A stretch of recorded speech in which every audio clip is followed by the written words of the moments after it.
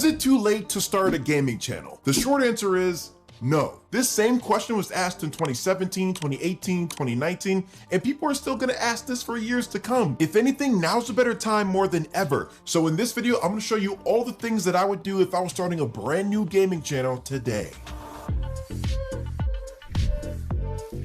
The first thing that I would do is just start. And I know that sounds super simple, but so many people think about getting started and they never do. And I know it can seem very intimidating when you see all these bigger creators with millions of subscribers getting millions of views, and you're like, I want to be there now. But that's not reality. Those people have taken years and hundreds of videos to get to that point. They started from zero just like you are right now. If this is something that you're just trying to get a quick buck out of or trying to get famous and popular, YouTube is not going to be the thing for you because you got to put in the work if you want to reap the rewards. If you feel that you have that passion and fire to want to create content, then you're going to need some equipment to help create it. Now, that doesn't mean going out and spending $2,000 on a crazy, insane camera, computer, capture card setup. A lot of people get started just using the equipment that they have on hand. So let's say that you're a console gamer and you want to start recording and streaming gameplay. Well, the PS5, Xbox, and even the Nintendo Switch to some degree have built-in recording and streaming functions. The PS5 even has a built-in video editor called Share Factory Studio, where you can load up any of your gameplay clips that you recorded on your console and edit them together. If you're a PC gamer, you might already have a gaming PC that you're using, but you can download something called OBS Studio to allow yourself to be able to screen record your gameplay. And then to edit those clips together, you can use free video editors such as Clipchamp, CapCut, and DaVinci's Resolve. The more you work with your recording equipment and video editors, the better you will get at using them. Those are just skills that you have to develop.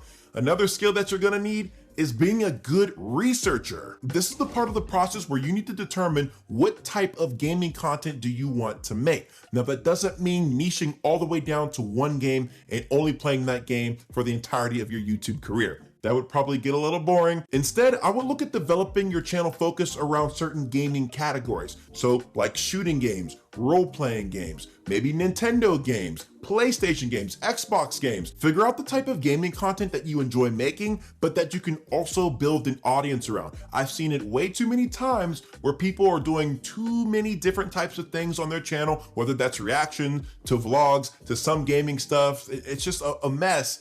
And there isn't a true focus or a true person that their channel is intended for. You have to figure that part out in order to grow. Now, that doesn't mean you can't grow a variety channel.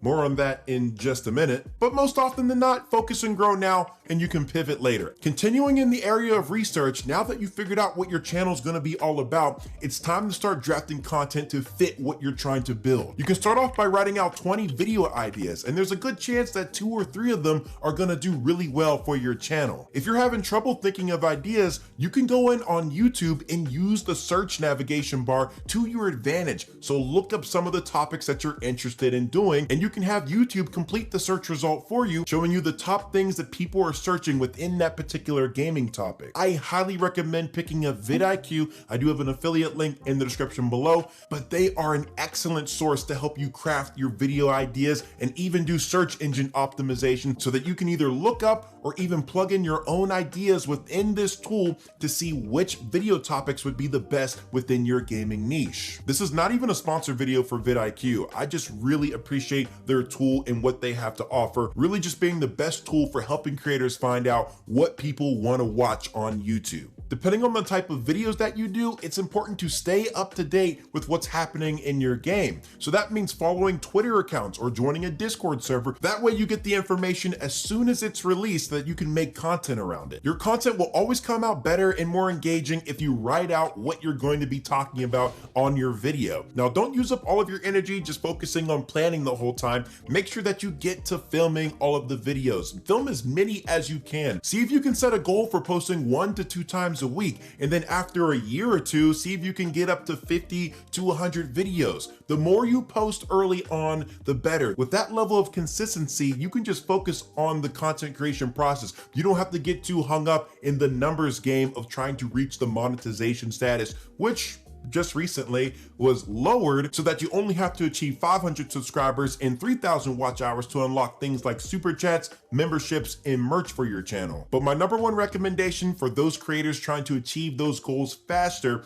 is that you want to utilize all of the upload forms available to you on YouTube. So that means posting long form content, shorts, live streams, especially if you're trying to get to those watch hour goals. If you're trying to do walkthrough or let's play videos that are like 20 to 30 minutes long without any edits, this is considered low effort content and this will not get you to stand out. I would try to put more effort into your edits, add overlays, text, graphics, audio sound effects, anything to make your video more interesting. Additionally, don't be afraid to experiment with different types of content forms such as gaming reviews, news, tutorials, challenges, funny moments, montages. I think you get the picture. A lot of people sometimes get caught up in doing quality over quantity. That's not something that truly works for someone who is just getting started. You want to post as much content as you can so that you can get through the bad videos, because trust me, you will have bad videos starting out, and that will allow you to get to the good videos that you'll have in the future that your audience will love even more and will help you grow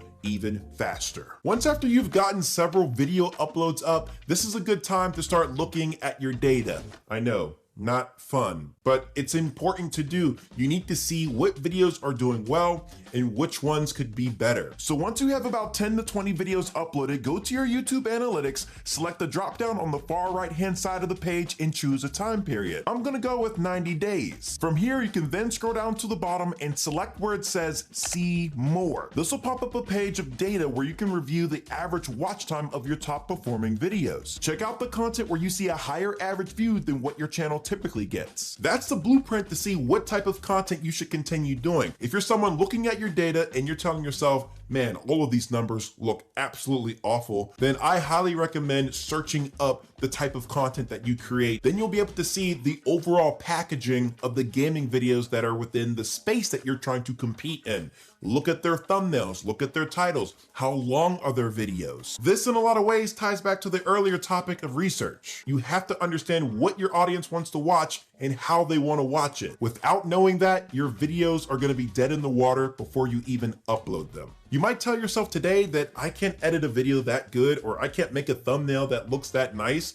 Well, eventually you will be able to do that. It just takes incremental improvements, video by video. Look up how to use your photo and video editing software better. Try to discover new techniques. It's just not gonna come to you out of thin air. You're gonna have to search around and look for it. This is the, I guess, not fun part of YouTube, but this is what it takes to separate yourself from the pack. As your channel and content develop, then you can take the plunge into spending a little bit more on your setup, getting that custom capture card or that better computer to make better content. But it won't matter but so much if you don't develop your gimmick, or let's go with your brand. One of the best ways to do this is through your personality, and this is especially true if you're a variety or a let's play channel. Is it the entertainment factor? Are you sharing any information or knowledge?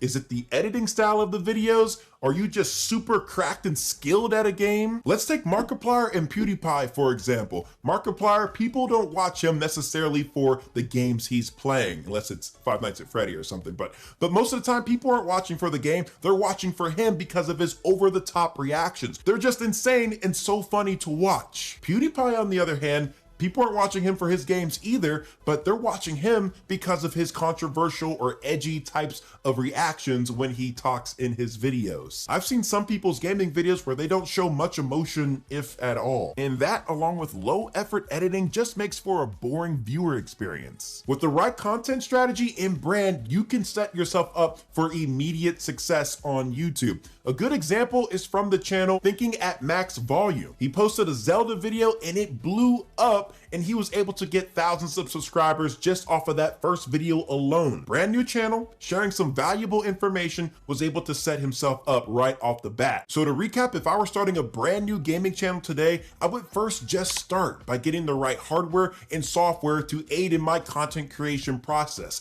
I would then put in the work researching ideas, drafting those up so that I know the best content that I should make focused towards a particular audience. I would then plan the videos out before filming filming them, and I would film a lot of them, especially up front. Make as much content as you can so that way you can incrementally improve your content over time. That means with video, thumbnail, and title edits. And lastly, as I continue to create more content on YouTube, I want to work to develop the brand that I'll present through my videos, whether that's through my personality or by my edits. Now, if you guys want to learn 30 tips to help grow your YouTube channel, click on the video here. I appreciate you guys staying till the end of the video. Thank you so much for watching. I'll see y'all in the next one.